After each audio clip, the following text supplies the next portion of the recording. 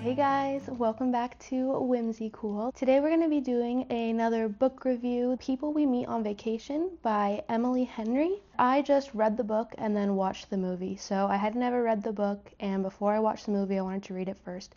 So we're going to talk mostly about the book, but at the end we'll go through some spoilers. I'll talk about things that you really don't want to listen to till after you've read the book, and at that point we'll also talk a little bit about my opinions on the movie. So let's get into it. So just a little bit of context without any spoilers. This book is basically about two people who meet in college. They're complete opposites, but they find out that they live in basically the same town, and they end up going on like a very short road trip together to go back home during college. And that ends up kind of sparking a friendship over time, and then the book spans, I think, 10 years in total, maybe like a little longer than that, but it says on the description 10 summer trips. So I think it technically spans over like 12 years, but it did take me about 7 hours to read it, and I read it in 2 sittings. Now for a rating on how quickly I forgot I was reading someone's writing, I'm going to give this book a 3 out of 5. And my reasoning for that is because even though I never felt like it was so blatantly obvious that I was reading someone's writing, I never felt 100% immersed in the story either. I always felt like I was reading a book. So it wasn't awful. I didn't feel like I was reading a rough draft at any point, but I also didn't get fully immersed. Next is character believability. I'm going to give character believability a 4 out of 5, but I will say that I think the character believability in this book is highly dependent on you and your imagination of these characters.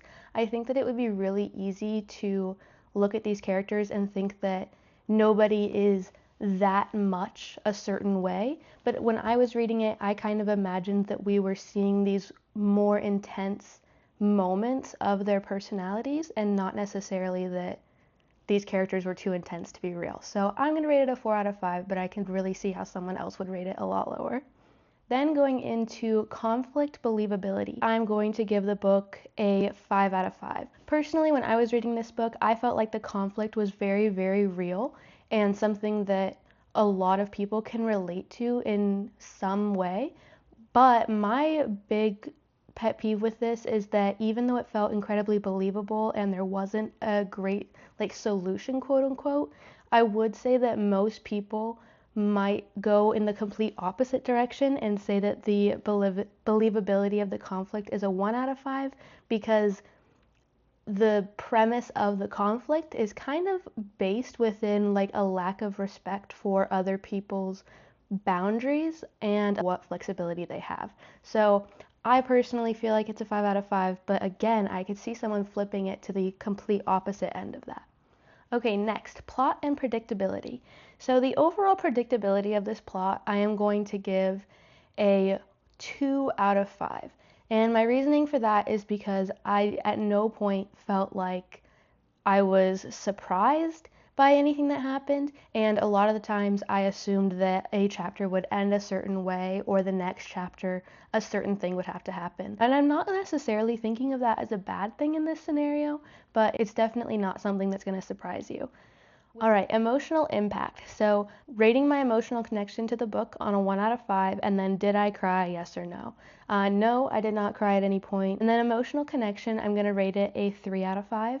I felt like there was a moment, roughly 2/3 of the way through the book, that I was incredibly emotionally connected to a couple of chapters, but beyond that, I didn't feel super emotionally connected at any point. All right, next is tropes. So I would say the primary trope of this book is friends to lovers. That's what sticks out most to me, but it definitely has a very strong slow burn trope, and I don't necessarily think that that was the intention of the book, but I think that that ends up coming through very strong. I also think it has a bit of that opposites attract trope, and I also think that it has a right person, wrong time trope going on, at least at the beginning of the book, but it's kind of an undercurrent more than anything. I would say if one stands out the most, it would be friends to lovers. Now, if we're going to take that primary friends to lovers trope and put the execution of it on a scale of 1 to 5, I would say that this book does come in at a 5 out of 5.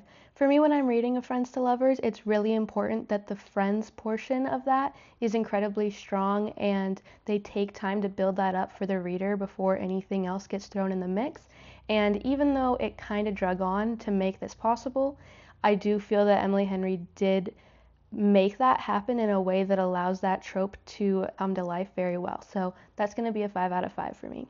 Alrighty, final thoughts. So my overall rating for this book ended up being a 3 out of 5. Ultimately, I think the reason that I'm rating this a 3 out of 5 is because of the immersion in the book. Like I was saying earlier, I feel like the writing was relatively refined, but I just never felt completely immersed in the story.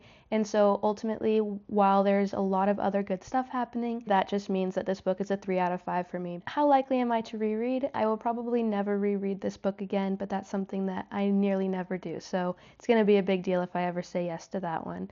And then comparison to other books from this author that I've read, all of the books that I've read from her include Funny Story, Happy Place, Book Lovers, Beach Read, and then just now People We Meet on Vacation. I think ultimately Funny Story makes it to the top of my list of her books, and I think People We Meet on Vacation sits somewhere in the middle of the other three.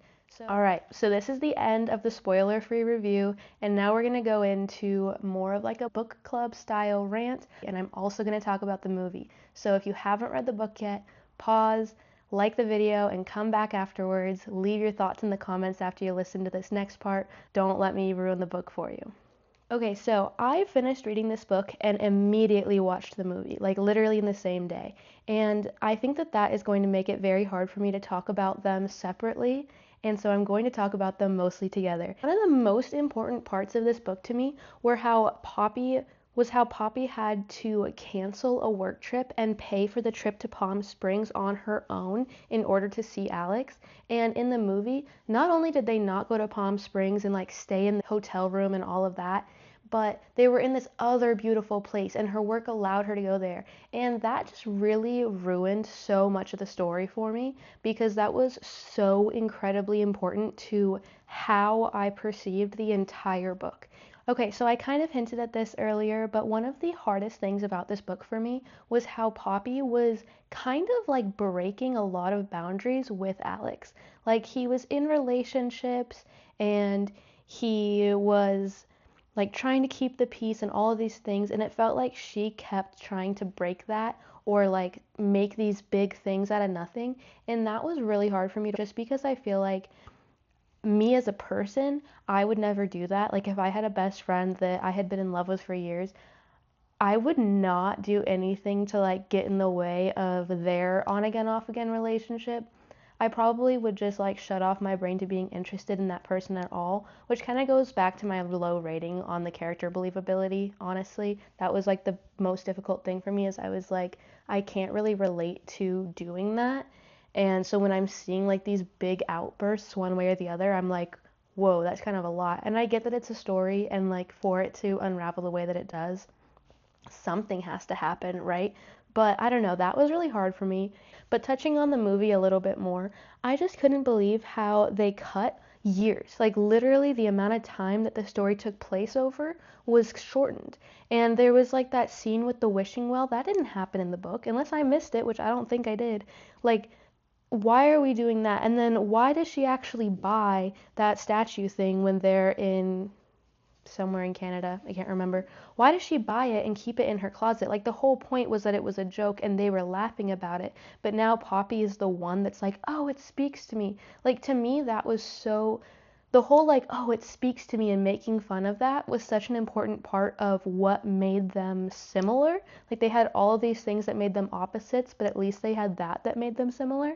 And in the movie, they just got rid of that. I don't know, watching the movie was so hard for me because it felt so rushed and it felt like so many of the in-between moments that did make things make sense were cut out, and the very few things that made the characters the same when they're such polar opposites of people were cut. Like it drove me crazy. Now, if you have a different perspective on this, please leave it in the comments. I would love to hear it because I'm like stuck looking at it that way and I want to be able to enjoy the movie more, especially because I have friends who have liked the movie a lot but haven't read the book, and so I'm like, is it because I read the book now I can't enjoy the movie? And I hate to be that person. So yeah, those are my main thoughts. Thank you for listening, and here soon on my channel I will also have a review of Funny Story up, and I will say I think that book stands out among the rest of her books as a story that I was able to get a little bit more immersed in than any of the others that I've read by her so far.